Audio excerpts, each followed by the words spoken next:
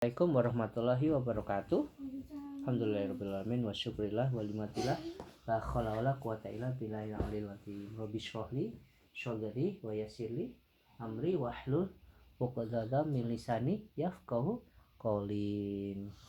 La ilaha illa anta subhanaka inni kuntu minadh dhalimin. Allahumma sholli ala sayyidina Muhammad wa ala ali sayyidina Muhammad. Alhamdulillah. Doa mau tidur.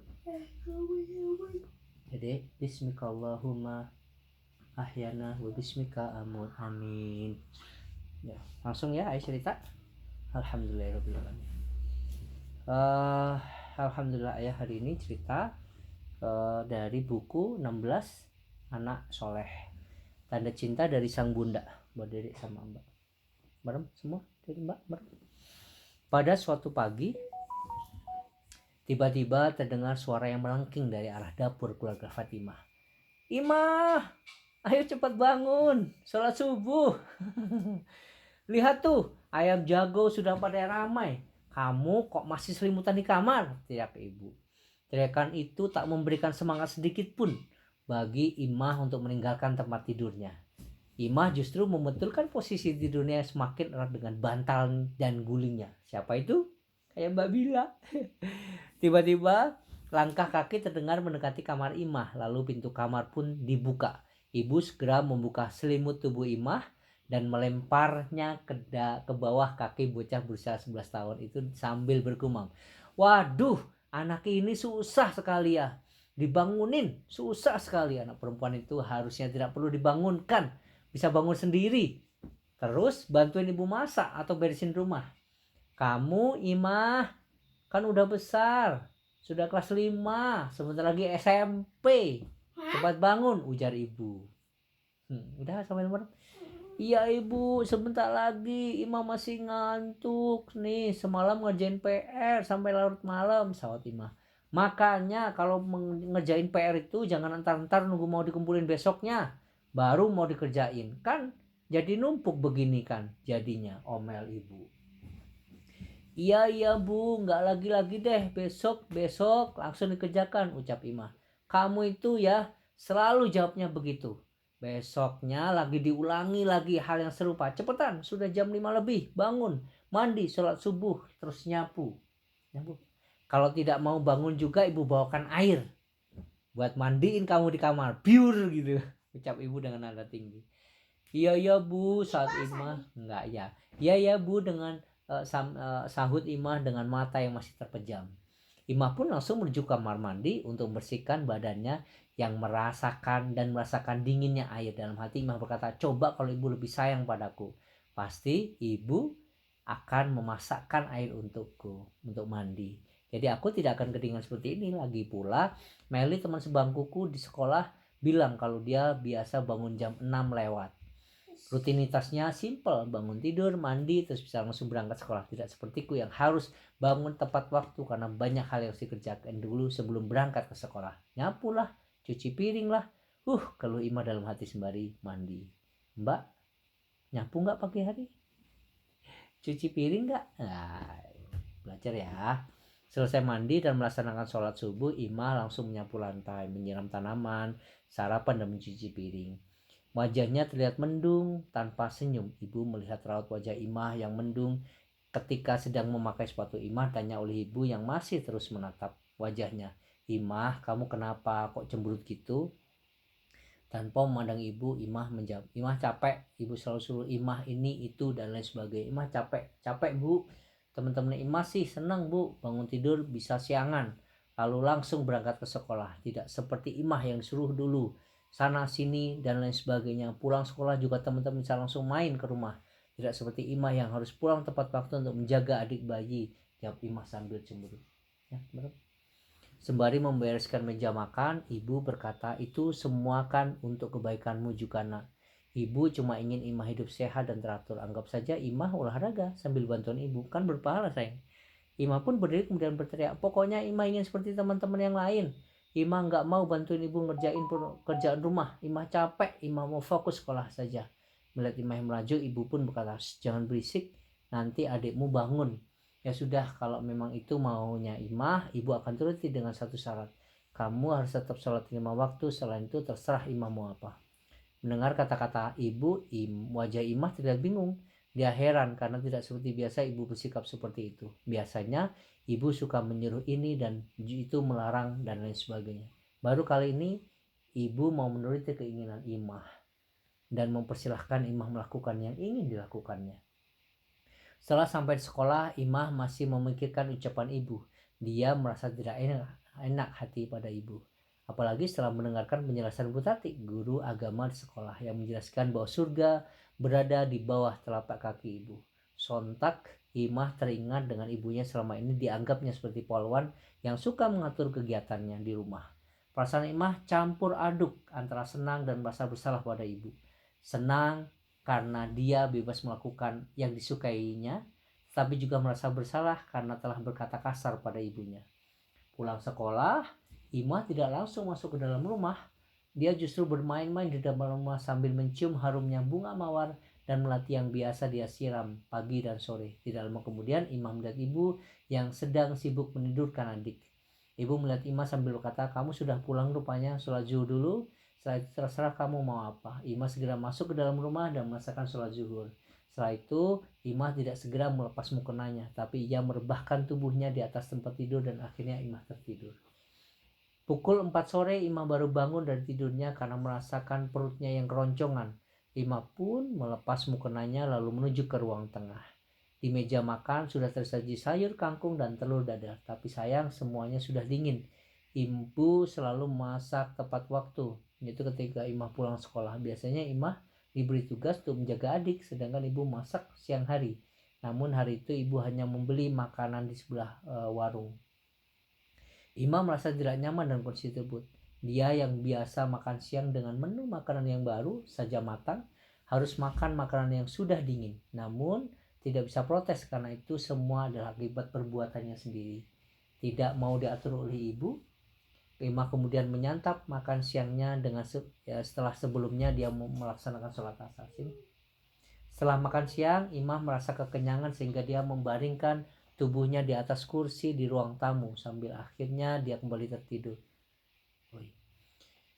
Ibu ibu yang melihat hal itu hanya bisa menggeleng-gelengkan kepala. Ayah yang semula ingin bangunkan Imah dihentikan oleh ibu. Ibu menjelaskan perihal protes Imah pada ayah.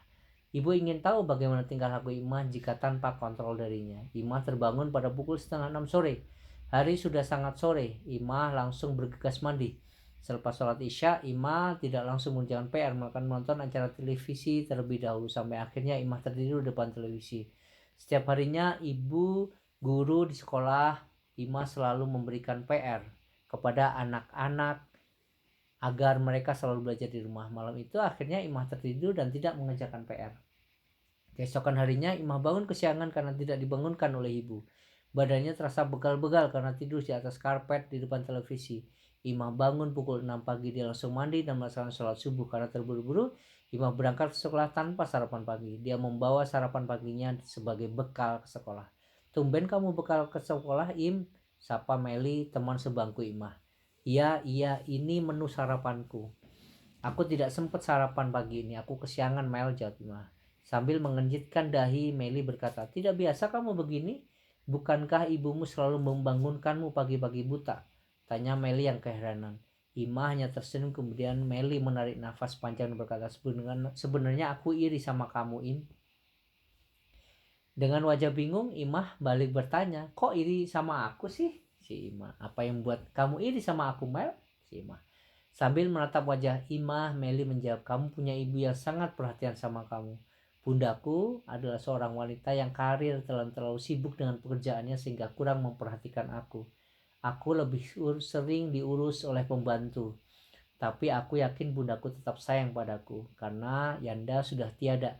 Bunda jadi harus banting tulang untuk biaya hidup kami. Jadi tanda cintanya padaku adalah dengan bekerja keras siang dan malam. Kamu lebih beruntung, Im. Ada ayah dan ibu yang mencurahkan perhatiannya sama kamu, terutama ibumu. Ibumu itu walaupun agak cerewet, tapi dia sangat sayang sama kamu, Im. Karena ibumu hidupnya jadi teratur. Segala sesuatu tadi jadi selesai tepat waktu. Kamu tidak pernah lupa PR-mu dan tidak pernah melewatkan sarapan.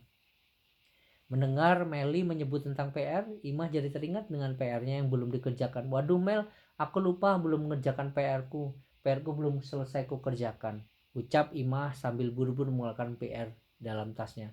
Tet tet tet tet, suara bel sekolah berbunyi. Pertanda doa pagi akan segera dimulai. Imah panik, dia belum selesai mengerjakan PR-nya. Meli menarik tangan Imah sambil kata, ayo kita doa dulu di halaman. PR-mu nanti saya saja dikerjakannya. Kamu bisa lihat hasil PR yang sudah kukerjakan semalam daripada nanti kita kena marah gara-gara tidak ikut doa. Mendengar ucapan Meli, Imah menjadi sedikit lega. Mereka berdua bergegas menuju ke halaman sekolah untuk mengikuti doa pagi. Berkat bantuan dari Meli, Imah bisa menyelesaikan PR-nya tepat pada waktunya. Namun, Imah merasa tidak puas karena walaupun dapat nilai yang bagus, itu bukanlah hasil dari pekerjaannya. Sepanjang jam pelajaran, Imah sulit berkonsentrasi. Dia terus memikirkan kata-kata Meli tentang ibunya. Dalam hati Imah berkata, benar juga, ibu cerewet karena dia sayang padaku. Dia ingin aku menjadi orang yang lebih baik. Itu adalah tanda cintanya kepadaku. Tanpa disadari, air mata menetes di pipi Imah.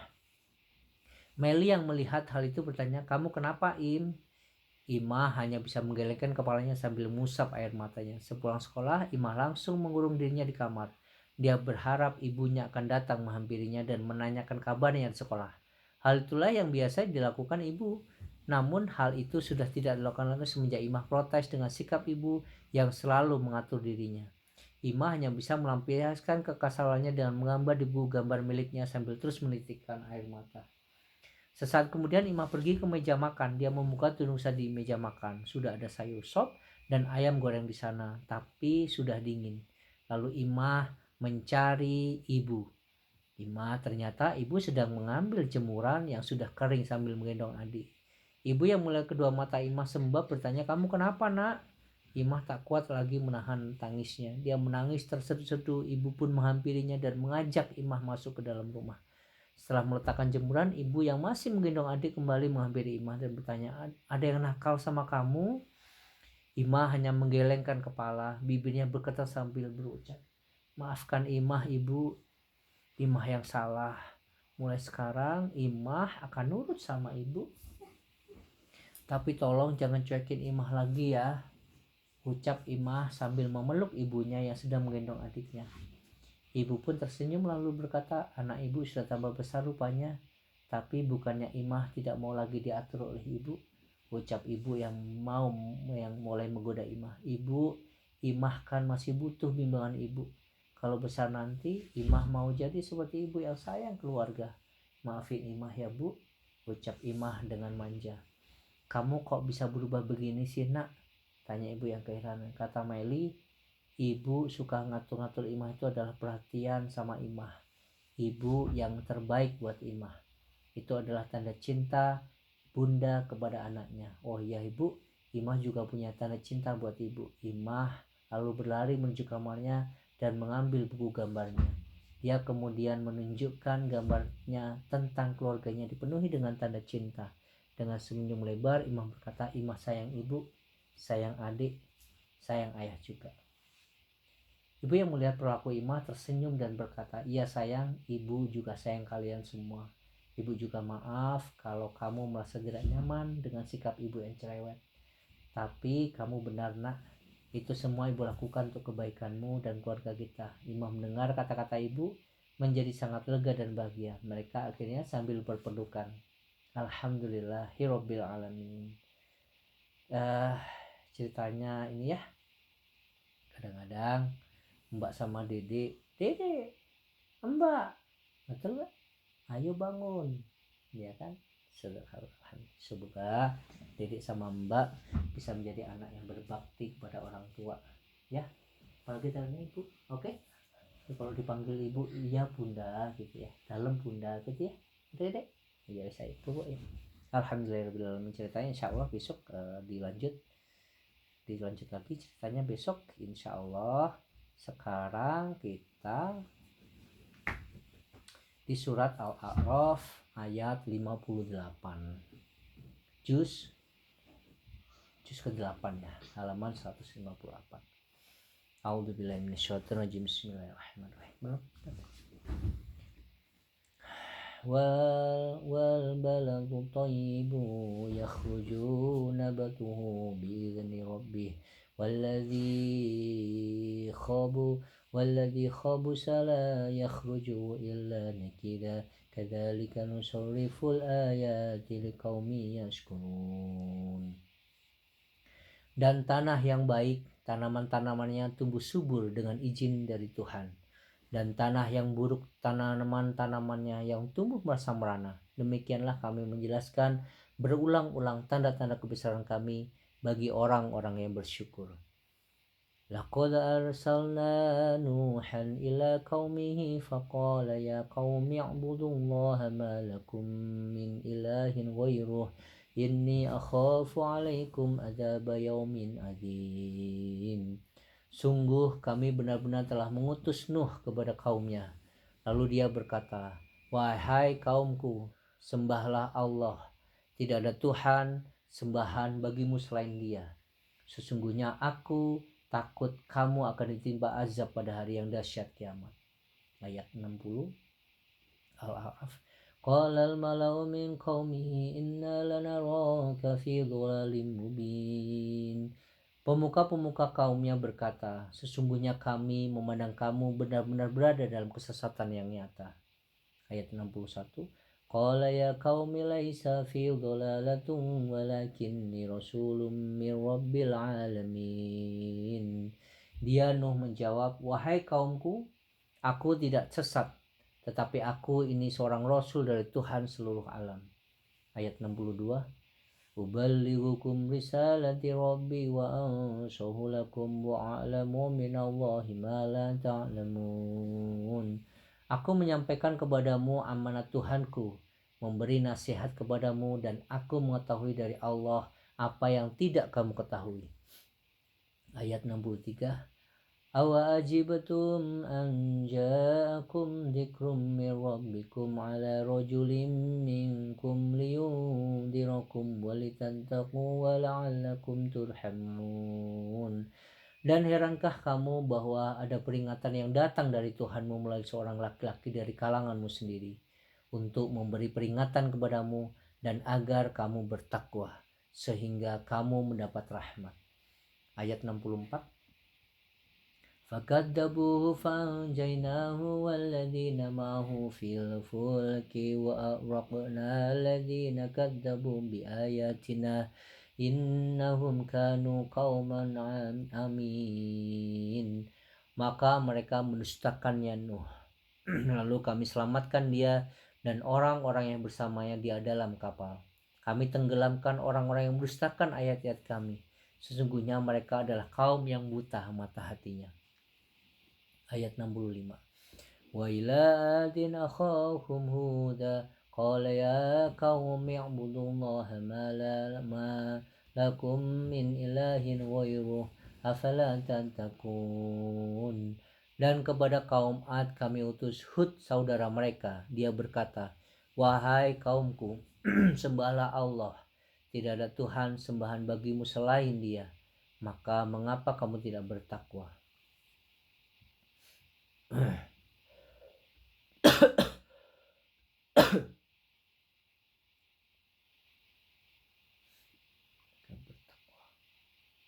Ayat 66. Qala al-mala'u alladhina kafaru min qaumihi inna lanaraka fi safahatin wa inna lanadunnuka minal kadhibin. Pemuka-pemuka orang-orang yang kafir dari kaumnya berkata, sesungguhnya kami memandang kamu benar-benar kurang waras dan kami kira kamu termasuk orang-orang yang berdusta. Ayat 67. Qala ya qaumi laisa bi safahatu walakinni rasulun min rabbil alamin. Dia Hud menjawab, wahai kaumku, bukan aku kurang waras, tetapi aku ini adalah rasul dari Tuhan seluruh alam. 68. Uballighukum risalati rabbi wa ana lakum nasikhun amin. Aku menyampaikan kepadamu amanat Tuhanku dan pemberi nasihat yang terpercaya kepada kamu. Ayat 69. أو عجبتم أن جاءكم ذكر من ربكم على رجل منكم لينذركم واذكروا إذ جعلكم خلفاء من بعد قوم نوح وزادكم في الخلق بسطة فاذكروا آلاء الله لعلكم تفلحون.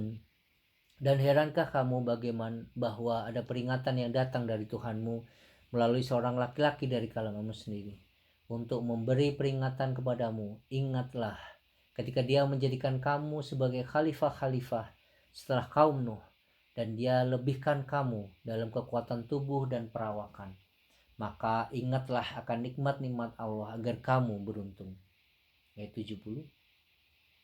Qalu ajibtana lina'budallaha wahdahu wa nadara ma kana ya'budu aba'una fa'tina bima ta'iduna in kunta minas shadiqin. Mereka berkata, apakah kedatanganmu kepada kami agar kami hanya menyembah Allah saja dan meninggalkan apa yang biasa disembah oleh nenek moyang kami. Maka buktikanlah ancamanmu kepada kami jika kamu benar. Ayat 71. Qala qad waqa'a 'alaikum min rabbikum rijzun wa ghadab atujadilunani fi asma'in sammaytumuha antum wa aba'ukum ma nazzalallahu biha min sultan fantadiru inni ma'akum minal muntadirin. Dia Hud menjawab, sungguh kebencian dan kemurkaan dari Tuhan akan menimpa kamu. Apakah kamu hendak berbantah denganku tentang nama-nama berhala yang kamu dan nenek moyangmu buat sendiri? Padahal Allah tidak menurunkan ketawarangan untuk itu. Jika demikian, tunggulah. Sesungguhnya aku pun bersamamu, termasuk yang menunggu. Ayat 72. فَأَنْجَيْنَاهُ وَالَّذِينَ مَعَهُ بِرَحْمَةٍ مِنَّا وَقَطَعْنَا دَابِرَ الَّذِينَ كَذَّبُوا بِآيَاتِنَا وَمَا كَانُوا مُؤْمِنِينَ. Maka kami selamatkan dia Hud dan orang-orang yang bersamanya dengan rahmat kami, dan kami musnahkan sampai ke akar-akarnya orang-orang yang mendustakan ayat-ayat kami.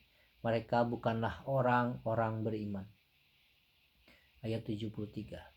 Wa ila samud akhahum salihah qala ya qaumi ibudullaha ma lakum min ilahin ghairuh qad ja'atkum bayyinatun min rabbikum hadhihi naqatullahi lakum ayah fadaruha ta'kula fi ardillah wala tamasuha bisu'in fayakhudhakum adabun alim.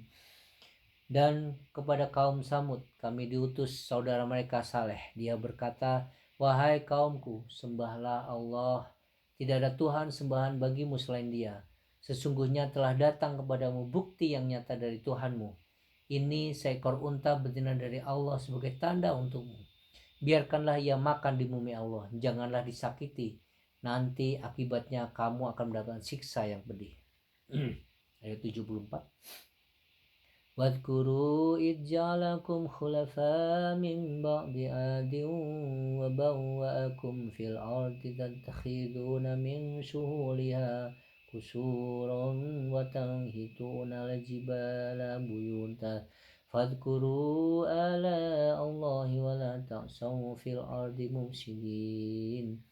Dan ingatlah ketika Dia menjadikan kamu khalifah-khalifah setelah kaum Ad dan menempatkan kamu di bumi. Di tempat yang datar kamu dirikan istana-istana dan bukit-bukit kamu pahat menjadi rumah-rumah. Maka ingatlah nikmat-nikmat Allah dan janganlah kamu membuat kerusakan di bumi. Ayat 75.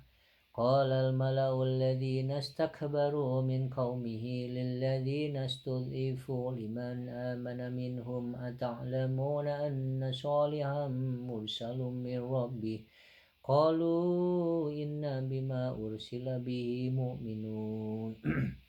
Pemuka-pemuka yang menjombongkan diri berkata kepada orang-orang yang dianggap lemah, yaitu orang-orang yang telah beriman di antara kaumnya, Tahukah kamu bahwa Saleh adalah seorang rasul dari Tuhannya? Mereka menjawab, sesungguhnya kami percaya kepada apa yang disampaikannya. Ayat 76. Qala alladhina istakbaru inna billadhi amantum bihi kafirun. Orang-orang yang menyombongkan diri berkata, sesungguhnya kami mengingkari apa yang kamu percayai. Ayat 77. فَأَقَرُوا النَّاقَةَ وَعَتَوْا عَنْ أَمْرِ رَبِّهِمْ وَقَالُوا يَا صَالِحُ ائْتِنَا بِمَا تَعِدُنَا إِنْ كُنْتَ مِنَ الْمُرْسَلِينَ. Kemudian mereka menyembelih unta betina itu dan berlaku sungguh angkuh kepada perintah Tuhannya. Mereka berkata, wahai Salih, buktikanlah ancaman kamu kepada kami jika benar engkau adalah seorang rasul. Ayat 78. فأخذتهم الرجفة فأصبحوا في دارهم جاثمين. Lalu datanglah gempa menimpa mereka dan mereka pun mati bergelimpangan di dalam runtuhan rumah mereka. Ayat 79. فتولى عنهم وقال يا قوم لقد أبلغتكم رسالة ربي ونصحت لكم ولكن لا تحبون الناصحين. Kemudian dia Salih pergi meninggalkan mereka sambil berkata, wahai kaumku, sungguh aku telah menyampaikan amanat Tuhanku kepadamu dan aku telah menasihati kamu, tetapi kamu tidak menyukai orang yang memberi nasihat. Ayat 80. Waluton id qala liqaumihi ata'tuna al-fahishata ma sabaqakum biha min ahadin minal alamin. Dan kamu juga telah mengutus Lut ketika dia berkata kepada kaumnya, mengapa kamu melakukan perbuatan keji yang belum pernah dilakukan oleh seorang pun sebelum kamu di dunia ini. Ayat 81. Innakum lata'tuna rijala syahwatan min dunin nisa bal antum qaumun musrifun. Sungguh kamu telah melampiaskan syahwat kepada sama lelaki bukan kepada perempuan. Kamu benar-benar yang melampaui kaum yang melampaui batas. Ayat 82. Wa ma kana jawaba qaumihi illa an qalu akhrijuhum min qaryatikum innahum unasun yatatahharun. Dan jawaban kaumnya tidak lain hanya berkata, usirlah mereka Lut dan pengikutnya dari negerimu ini. Mereka adalah orang-orang yang menganggap mereka dirinya suci. 83. فَأَنْجَيْنَاهُ وَأَهْلَهُ إِلَّا امْرَأَتَهُ كَانَتْ مِنَ الْغَابِرِينَ. Kemudian kami selamatkan dia dan pengikutnya kecuali istrinya. Istrinya termasuk orang-orang yang tertinggal. Ayat 84. وَأَمْطَرْنَا عَلَيْهِمْ مَطَرًا فَانْظُرْ كَيْفَ كَانَ عَاقِبَةُ الْمُجْرِمِينَ. Dan kami hujani mereka dengan hujan batu. Maka perhatikanlah bagaimana kesudahan orang yang berbuat dosa itu. Ayat 85. Wa ila madyana akhahum Syu'aiba qala ya qaumi ibudullaha ma lakum min ilahin ghairuh qad ja'atkum bayyinatun min rabbikum fa'awful kayla wal mizana wa la tabkhasun nasa asya'ahum wa la tufsidu fil ardi ba'da islahiha dzalikum khairul lakum in kuntum mu'minin. Dan kepada penduduk Madian kami utus Syuaib, saudara mereka sendiri. Dia berkata, wahai kaumku, sembahlah Allah, tidak ada Tuhan sembahan bagimu selain Dia. Sesungguhnya telah datang kepada bukti yang nyata dari Tuhanmu. Sempurnakanlah takaran dan timbangan, dan kamu jangan merugikan orang sedikit pun. Janganlah kamu berbuat kerusakan di bumi setelah diciptakan dengan baik. Itulah yang lebih baik bagimu jika kamu orang yang beriman. Ayat 86. Wala taq'udu bikulli siratin tu'iduna wa tasudduna an sabilillahi man amana bihi wa tabawunaha iwaja wa dhukuru id kuntum qalilan fakassarakum wanzuru kaifa kana akibatul mufsidin. Dan janganlah kamu duduk di setiap jalan dengan menakut-nakuti dan menghalang-halangi orang-orang yang beriman dari jalan Allah dan ingin membelokkannya. Ingatlah ketika kamu dahulunya sedikit lalu Allah memperbanyak jumlah kamu. Dan perhatikanlah bagaimana kesudahan orang yang berbuat kesusakan. Ayat 87. Wa in kana ta'ifatum minkum amanu billadzi ursiltu bihi wa ta'ifatul lam yu'minu fasbiru hatta yahkumallahu bainana wa huwa khairul hakimin. Jika ada segolongan di antara kamu yang beriman kepada ajaran yang aku diutus menyampaikannya, dan ada pula segolongan yang tidak beriman, maka bersabarlah sampai Allah menetapkan keputusan di antara kita. Dialah hakim yang terbaik. Shadaqallahul azim. Alhamdulillahirabbil alamin. Kita sampai di juz 9. Tadi sampai ayat ke-87. Surat ini ya, surat Al-A'raf. Alhamdulillahirabbil alamin. Shadaqallahul azim. Allahumma arhamna bil Qur'an waj'alhu lana imaman wa nura wa huda wa rahmah. Allahumma dzakirna minhu ma nasina wa 'allimna minhu ma jahilna warzuqna tilawatahu ana al-laili wa akhara an-nahar waj'alhu lana hujjatan ya rabbal alamin. Allahumma hamna bil Qur'an waj'alhu lana imaman wa nura wa huda wa rahman. Assalamualaikum warahmatullahi wabarakatuh.